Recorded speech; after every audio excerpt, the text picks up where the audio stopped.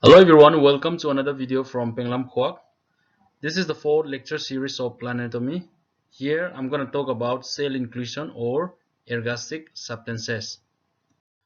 The non-living cells inclusion or protoplasmic inclusion produced as a result of metabolic activities of cells, and it is also known as ergastic substances. Here metabolic activities means it will include both catabolism and anabolism. Catabolism means breaking up and anabolism means building up, which are taking place, the reaction taking place inside the cells, cytosols, or inside the cells. These substances are found in the cytoplasm. They are found in the cytoplasm. That means these ergastic substances were found in the cytoplasm or in the vacuoles and sometimes in the cell wall. Some of these have a great importance in plant life, while others are absolutely byproduct. That means the excretory, the waste product, is called a byproduct. And ergastic substances are grouped as reserve materials, secretory materials, and excretory materials. These are the three types which we'll be studying in the other slide in details. So stay tuned.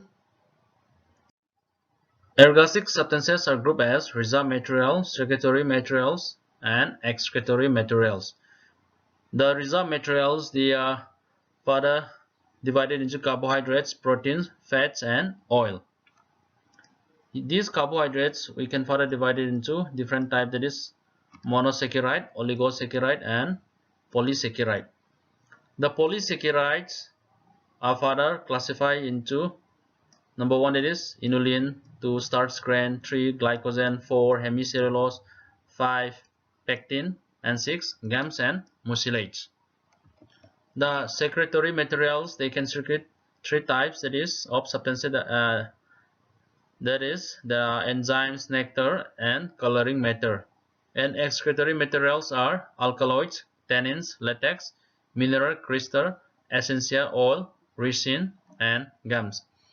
The components, what are the components of this type, and what chemicals are present, what are the functions, we'll be studying in details in the next slide.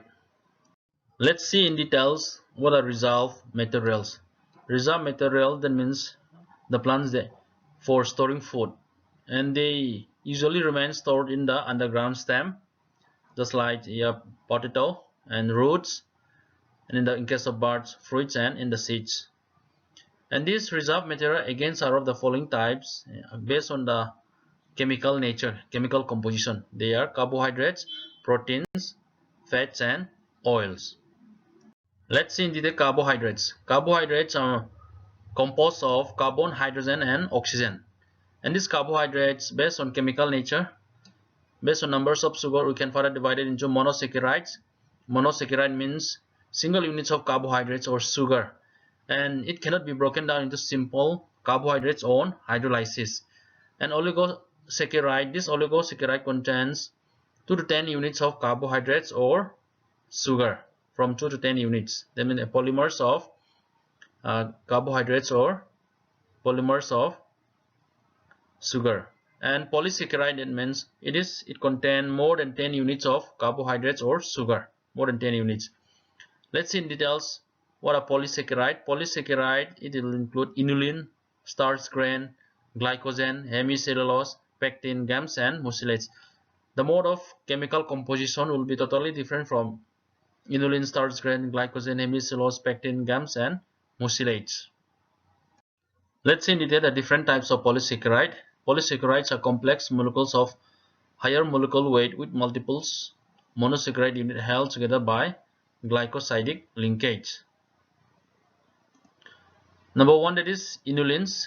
Inulin is a spherical or star-shaped. If you see here, it is a spherical or star-shaped crystal that is mostly it will look like glass, and it appears only in cell shape, that is in the fluid substances of the cells solution of storage, and it is powder-like compound and occurs in colloidal condition in the cell shape of the vacuoles of plant like dahlia, artocoke, etc.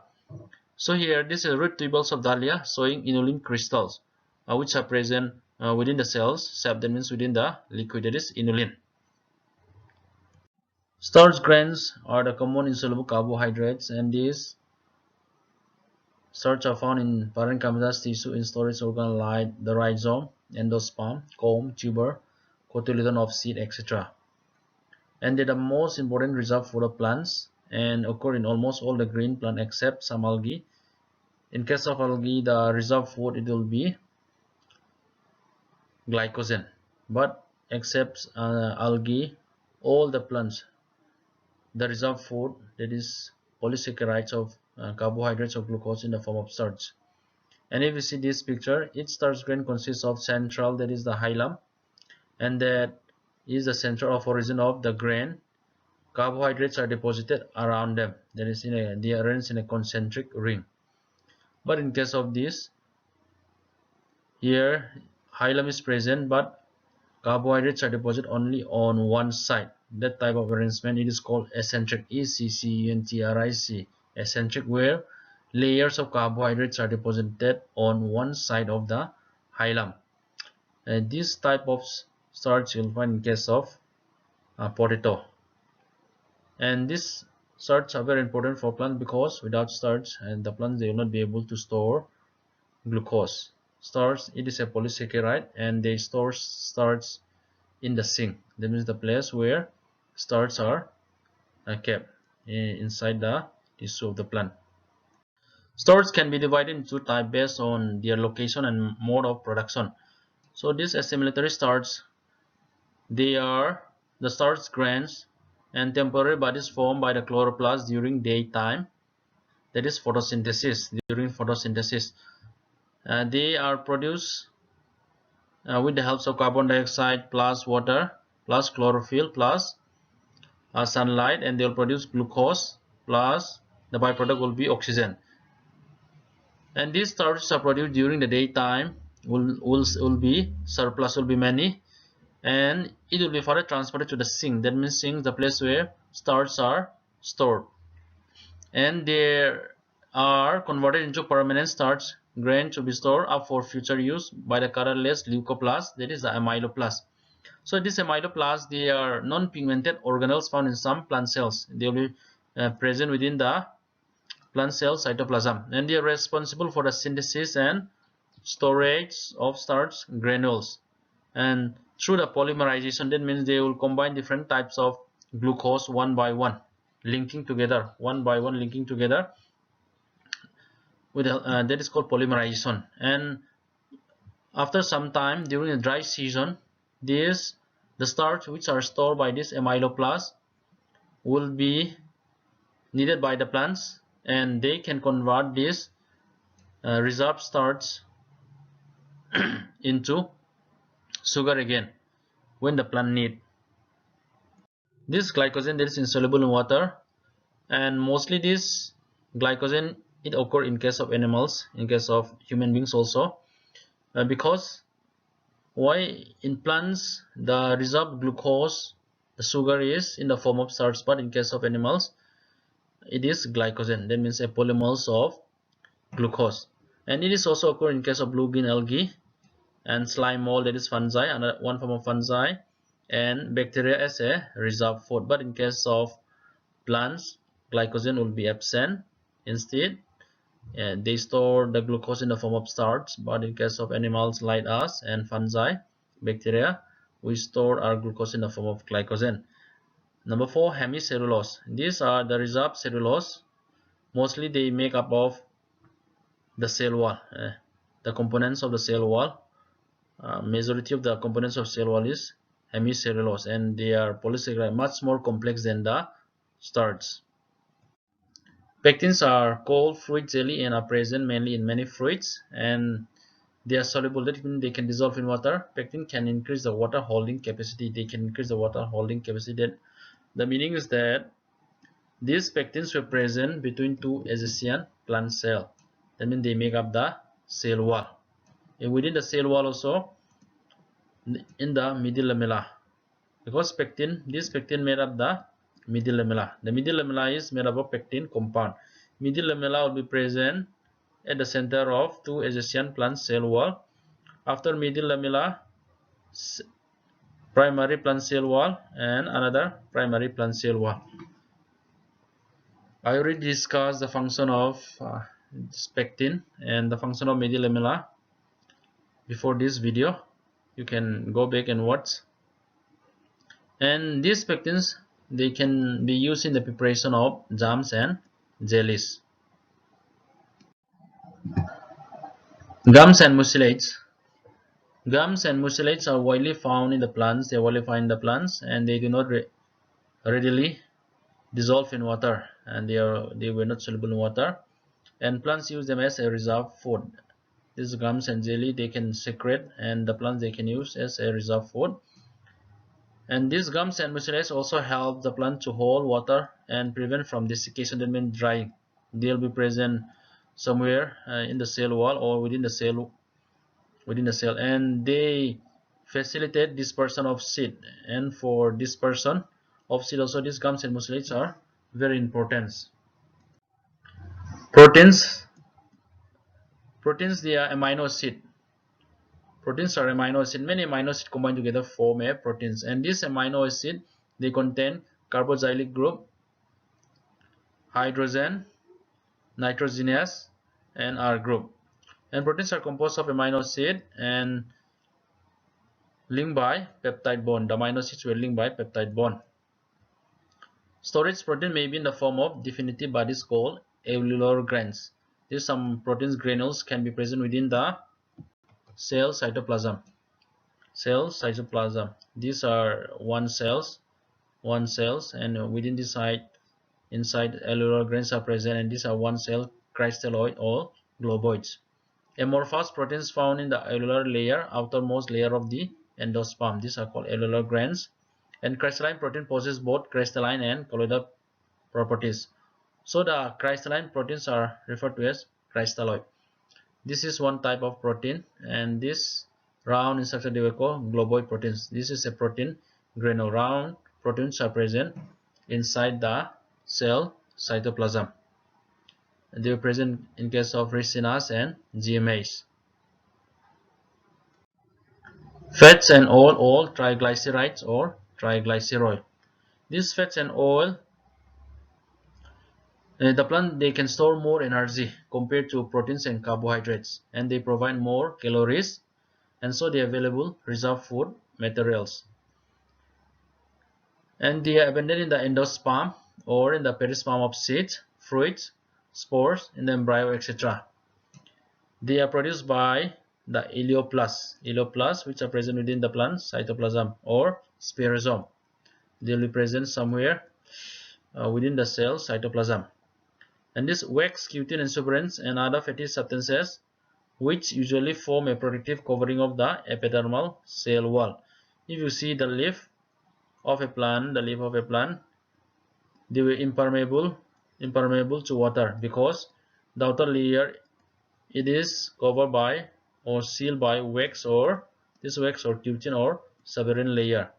So to prevent the plant from over consuming of water or over flowing of water, the plant have a special mechanism, and they produce wax and cutin or suberin on the surface of the leaf. They are fatty substances.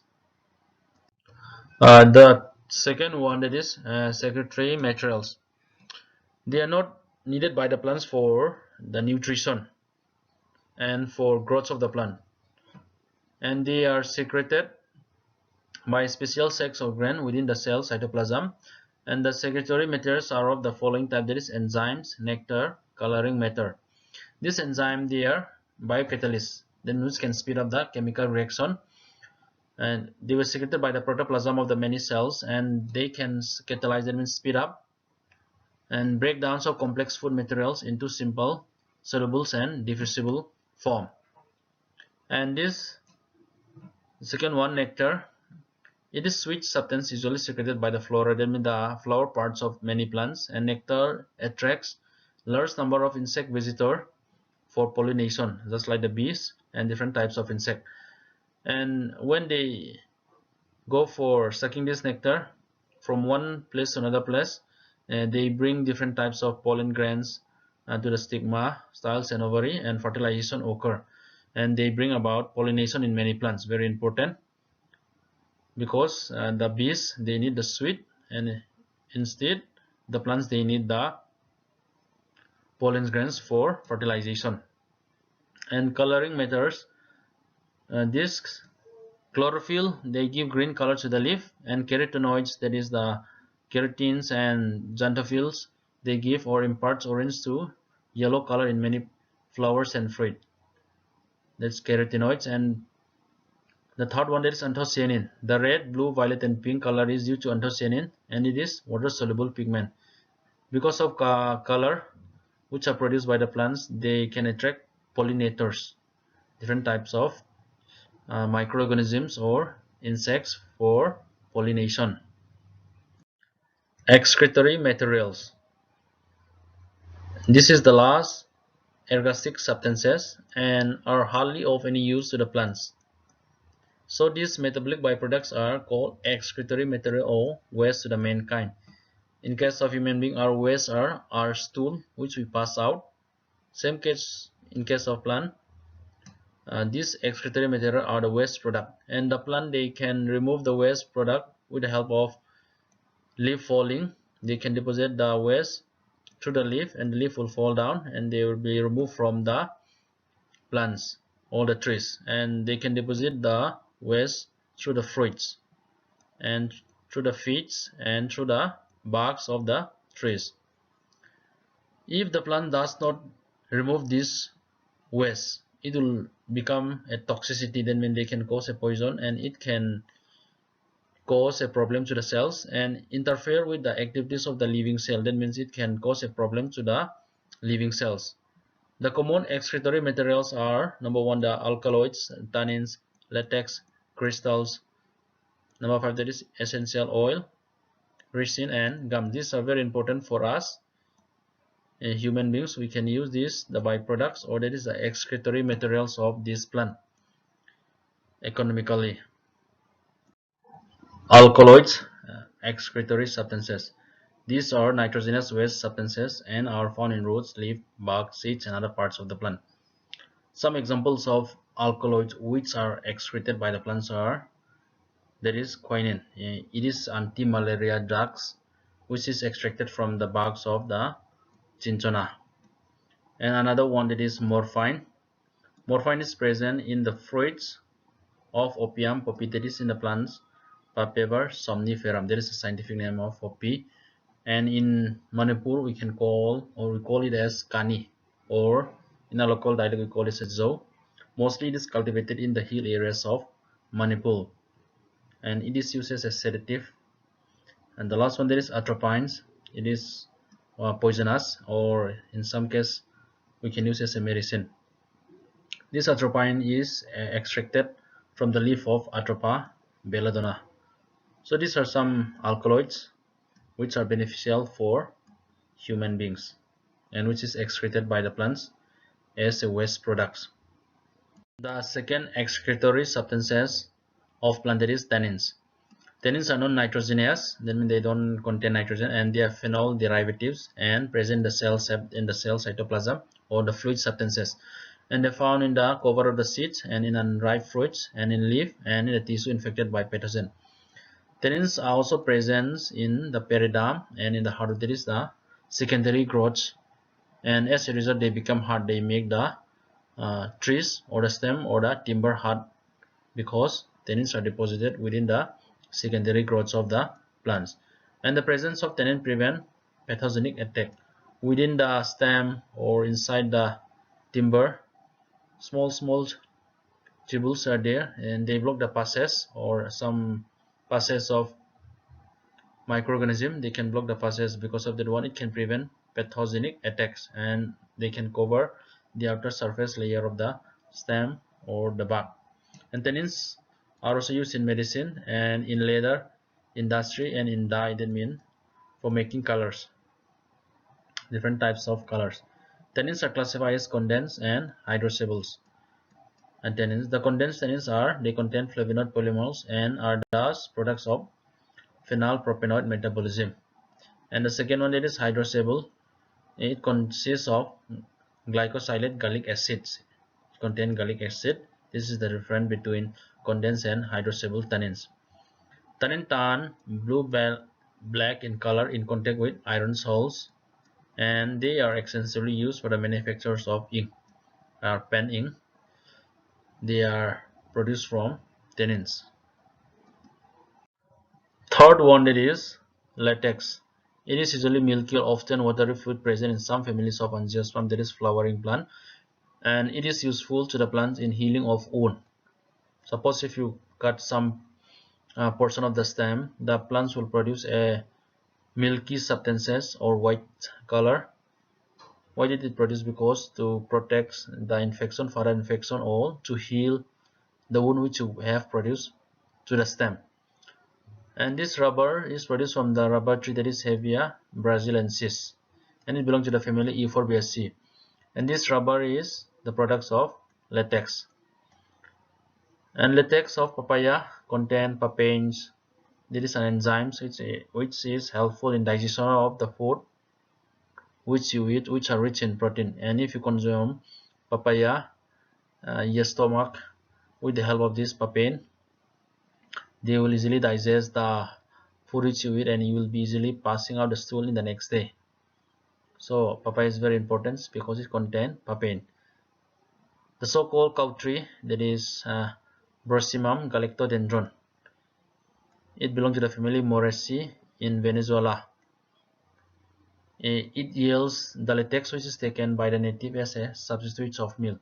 In Venezuela, there is one tree that is called cow tree. The scientific name is Brosimum galactodendrons, and it belongs to the family Moraceae. There, the native, instead of taking milk, they can drink the latex, and it's very nutritious. The fourth one, that is crystals, and these are division of waste products within the cells. Then they are present inside the cells, and they are composed of either calcium carbonate or calcium oxalate. And this crystal originates from the vacuoles, and crystal may remain single or in a group, that is aggregated inside the cells. Two types of crystal. First one, crystals of calcium oxalate. They appear in definite form, that is prism. This is the structure of prism. Four projection structure, the 1, 2, 3, 4, that is prismatic crystals. And the second one, that is Darcy, a finger like projection. Many projection were there, and this is one cells, and this is also another cells. They are present within the cell cytoplasm or within the vacuoles. And raphides, just like the microtubules, many tubules combined together form a raphides.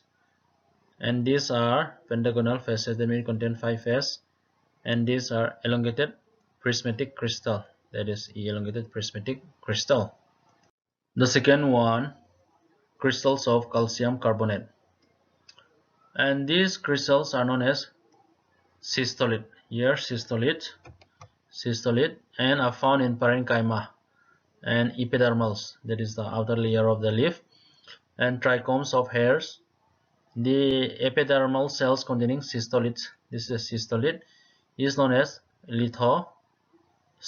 That means the epidermal layer, this is the outer layer of the leaf, which contain this cystolith. It will be called lithocyst. In the leaf of Ficus elastica, this is the leaf of Ficus elastica, the epidermal layer. The lithocyst that contain the solitary, that means one. The cystolith is much larger. This is much larger than compared to the other epidermal cells. This is a calcium carbonate crystal in Ficus elastica leaf. And B, double cystolith, 1, 2 in Momordica. It contains 2 cystolith. And C, the last one, that is elongated cystolith in the leaf cells of Acanthaceae. It is very elongated. It's present in Acanthaceae. The fifth one, essential oil. Essential oil are volatile oil, that means they easily evaporate at normal temperature. and they're found in many parts of the plant. They usually occur in special grain which are present within the cell cytoplasm. The sweet smell that is present, essence of many flower. They are produced from the flower and within the leaf, in the leaf of lemons or rinds of some fruit. That means the cover of fruits. In case of lemons or champara, the outer skin of certain fruit. In case of citrus fruit, if you press or if you remove some portion of the cover of that fruits, you will find a fragrance or smells which are produced from the outer covering of the fruits. In case of citrus, this is called rinds of some fruits, and bark and wood of some trees, and even some seeds are due to the presence of essential oil. And this essential oil helps the plants in bring about pollination because it produces sweet smells and disperser of fruits and attracting some insects and visitor for pollinations. And it can be also used for perfumes and for making soap and different kinds of substances. Resin, they are polymers with a rigid three-dimensional network of phenol-formaldehyde repeating units, and they are insoluble in water. That means you cannot mix together water, but soluble in ether and alcohol. I mean they can dissolve in ether and alcohol. The resin Canada balsam is obtained from the conifer, that is the gymnosperm plant, that is Abies balsamia. Canada balsam, it is used as medium for microscopic slide preparation or staining. The last one from excretory material, that is gum, and these gums are produced from the cellulose of cell wall by decomposition. And the process of formation of gum from the cellulose by decomposition is known as gummosis. And these gums are water soluble. That means they can dissolve in water. They are exuded from the plants and released from the plants in natural course or through the injuries as mucilaginous. Mucilaginous means there's a viscous bodily fluid masses, and is used as adhesive. That means it can be used as gum or glue. Gumarabic of Acacia senegals and other Acacia species of the bark can be used as medicine as an emulsifier. Emulsifier, it is a mixture of two or more liquids that are normally immiscible. That means that are not mixed together or that cannot be mixed together. And it can be used as confectionery, just as for preparation of sweet food and sizing and finishing materials in textile industries. And this is the last topic from Ergastic Substances. I hope that's helpful.